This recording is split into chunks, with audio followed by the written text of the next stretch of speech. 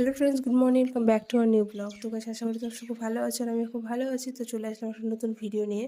তো আজকে সবাই মিলে যাচ্ছি আমরা শিলিগুড়ি, মার কিছু রিপোর্ট করানো ছিল সেই জন্য।